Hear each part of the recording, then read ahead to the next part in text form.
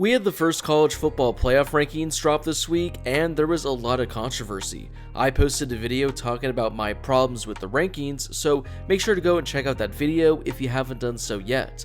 Although being ranked inside the top 4 is great, it doesn't mean you're going to be playoff bound.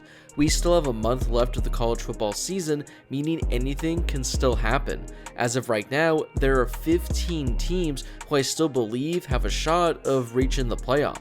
Today, I'm going to be going over how every team can somehow still make it. Before I get to today's video, make sure to smash that subscribe button and turn on those notifications if you're new to my channel. If you're watching this video, odds are that you love college football, and odds are you aren't subscribed to my channel. So make sure to subscribe to one of the best college football communities here on YouTube. I'll be posting college football videos every day throughout the rest of the season, so make sure to subscribe so you never miss a video. Also, make sure to drop a like on this video as well. It helps out with that YouTube algorithm and helps share the video with more college football fans. Plus, it only takes a second to do. The first few teams are going to be fairly easy because all they have to do is essentially just win out or even have one loss on the resume. Tennessee is number 1 in the country, but they have their hardest game of the season this weekend as they travel to take on number 3 Georgia. If Tennessee is somehow able to pull out the victory on the road at Georgia, then the rest of their slate is super easy. They play Missouri, South Carolina, and Vanderbilt, all games in which they should win. So if they go into the SEC title game, regardless if they win or lose, I still think they're going to be in the college football playoff. Now, if they lose to Georgia this week, things are going to get a little interesting for the Vols. Georgia's going to own the tiebreaker, so that likely ends Tennessee's shot of reaching the SEC title game. If Tennessee finishes the season 11-1, they'll still have a solid resume, but I think they might be on the outside looking in. Now, they still could potentially make the playoff even without playing in the SEC title game, but they would have to have a lot go their way in order for that to happen. So the easiest route for Tennessee to get there is to win this weekend at Georgia. Ohio State is number 2 in the country, and they're 8-0, and they have a fairly easy route as well. Looking at their schedule, they should win their next 3 games against Northwestern, Indiana, and Maryland, which brings them to their final game of the season as they host number 5 Michigan. If Ohio State beats Michigan, it seems like they'll lock up a playoff spot whether or not they win the Big Ten title game. But if they lose to Michigan, that's when things are going to get very interesting as they won't play in the Big Ten title game and they'll be on the outside looking in, just like with what I talked about with Tennessee. So for it to be easy for Ohio State, just win out and beat Michigan and you're going to be in. But if the Buckeyes lose to Michigan, they're going to have a lot go their way in order to have a shot of being the number 4 seed. I just talked about Georgia when talking about Tennessee, but essentially the exact same thing applies to them. If Georgia's able to beat Tennessee, the rest of their schedule is very winnable, and I think they reach the playoff whether or not they win the SEC title game. But if Georgia loses to Tennessee this weekend, they won't be playing in the SEC title game, and they're going to be another team that's going to have a lot go their way in order to crack the playoff without even playing in the SEC title game. So for Georgia, beat Tennessee this weekend, and it almost guarantees a spot inside the top 4 at the end of the season. Clemson is number 4 in the country, and they're 8-0 as well. But I think their route is a little tougher than the first 3 teams I mentioned. Barring some sort of epic collapse, Clemson already has a spot in the ACC title game locked up. Now, based on what the remaining schedule looks like, it's not extremely difficult, but if the Tigers were to lose a game, I don't think that's going to help their case even if they win the ACC title game. If Clemson loses one of their final 4 games, I think it allows the loser of the Georgia-Tennessee game and potentially the loser of Ohio State-Michigan to get that final playoff spot over an ACC title-winning Clemson. Again, that's just my guess because based on the eye test, Clemson is not as good as those other teams. But if they still have 1 loss and they win their conference, that might be enough to get them in. But for the Tigers' sake, I don't think they can afford to lose any game the rest of the season. Number 5 is Michigan, and they're 8-0 on the season as well. Just like with Ohio State, it essentially all comes down to that final game of the season. Now, Michigan does have to play number 16 Illinois, which could be a difficult game for them, but I think it all comes down to whoever wins that Ohio State-Michigan game. If the Wolverines are able to knock off the Buckeyes, I think they're in the playoff regardless of what happens in the Big Ten title game. But if the Wolverines were to lose to the Buckeyes, then they're going to have a lot of help in order to potentially make the playoff. Like I mentioned, that includes the Wolverines potentially getting in over a one-loss ACC champion Clemson, or potentially getting in over a one-loss Tennessee or a one-loss Georgia. They still have a small chance if they lose to Ohio State, but in order to all but guarantee them a spot, they have to win out, and they have to win on the road at Ohio State at the end of the season. It's not as easy of a road for Alabama as it's been in years past. They still have a pretty difficult schedule to close out the season, and they're not a lock to play in the SEC title game. First things first, they have to go on the road to number 10 LSU this weekend and pull off the victory. If they lose to LSU, that pretty much kills their chances of playing in the SEC title game. Then if they beat LSU, they got to go on the road next weekend to number 11 Ole Miss. If they lose that game to Ole Miss, that also likely kills their chances of playing in the SEC title game. So Alabama has to win those 2 games and win the final 2 games on their schedule. Then, if they even make it to the SEC title game, they're going to have to beat either Georgia or Tennessee. Having one loss already, Alabama can't afford to have a second. So they're going to have to win those 4 games, and then like I mentioned, beat either Tennessee or Georgia, which will lock up a spot in the college football playoff for them. I talked about this in my playoff video from the other day, but I think TCU is going to have to overcome a lot more obstacles than the teams I previously mentioned. They're 8-0 on the season, and they're the best team in the Big 12, but a lot is going to have to go their way in front of them in order for them to leapfrog some of these other teams. TCU still has a pretty difficult schedule remaining, as I could see them potentially losing any 4 of those games. If TCU is able to win out and win the Big 12 title game, you would think that they'd be guaranteed a spot in the college football playoff. But based on just how many teams are still in this, I don't know if that's going to be the case for them. At this rate, I don't think TCU can afford to lose a game the rest of the way. Again, there could be a lot of chaos, and TCU might be able to get in as a Big 12 champion with 1 loss. But if TCU wants to have the strongest case possible to be a playoff team, I think they got to go undefeated and defeat whoever they play in the Big 12 title game. After losing in week 1 to Georgia by 46 points, who would have thought that Oregon would still have a shot of reaching the college football playoff? Well, based on how they've played the last 2 months, they still have a strong case.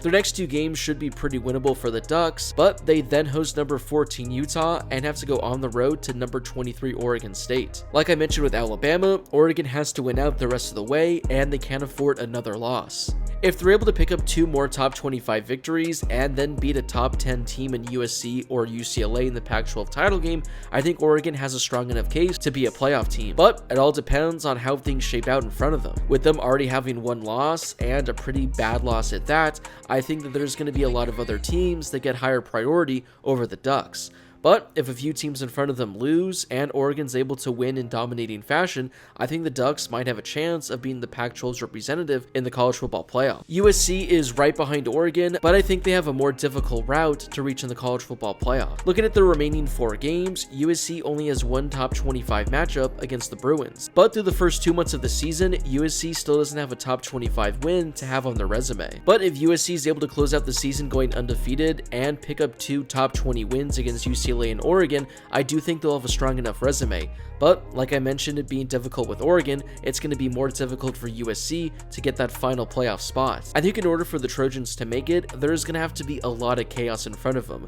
They're going to have TCU lose, they're going to have Alabama lose, and they're probably going to have either Georgia or Tennessee potentially drop 1 or 2 more games as well. Again, it could still happen, but I think for USC, it's a long shot for them. Speaking of long shots, I have LSU, even though they already have 2 losses on the season. Up until this point, we've yet to see a playoff team with 2 losses, but maybe there's a chance that changes with LSU. They just knocked off number 11 Ole Miss, and they host number 6 Alabama this weekend. Well, if they knock off Alabama, they own the tiebreaker, and they're likely going to be playing in the SEC title game. So if LSU wins out, and then they knock off either Georgia or Tennessee in the SEC title game, then I think the Tigers might have a strong case of being a playoff team. Like I mentioned, it's going to be extremely difficult considering they have 2 losses, but if they're able to finish their season on a 7-game win streak that features wins over Ole Miss, Alabama, and either Tennessee or Georgia, it seems really difficult to keep them out. If the SEC has a 2-loss team as their conference champion, the playoff committee is going to have a really difficult decision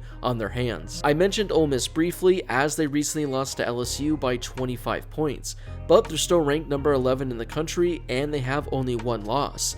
everything's going to have to go their way in order for the Rebels to have any shot of reaching the college football playoff. First things first, they're going to have to win the rest of their schedule. That includes some pretty difficult matchups against Alabama, Arkansas, and Mississippi State. Since Ole Miss lost to LSU, they're going to have LSU lose to Alabama. That way, if Ole Miss wins out, they're going to be playing in the SEC title game. So, in addition to winning their final 3 games of the season, they need LSU to lose this weekend. Then, they're going to face either Georgia or Tennessee in the SEC title game, and they're going to have to pull out the victory there as well. Now, that's a lot that has to go right for Ole Miss, but they're still in the running, and there's still a shot that they can win out and potentially still be a playoff team. Just like I talked about with Oregon and USC, a lot is going to have to happen if UCLA wants to reach the playoff. Unlike USC, UCLA has a top 25 victory this season, and they get to host USC the second to last weekend of the season.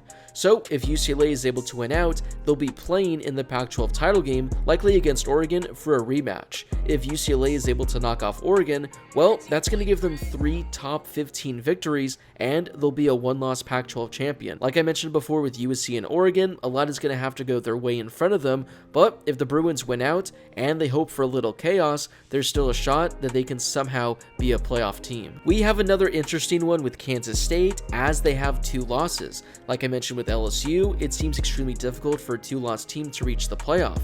But if Kansas State is able to win out and win the Big 12 title game, then I still think they have a glimmer of hope.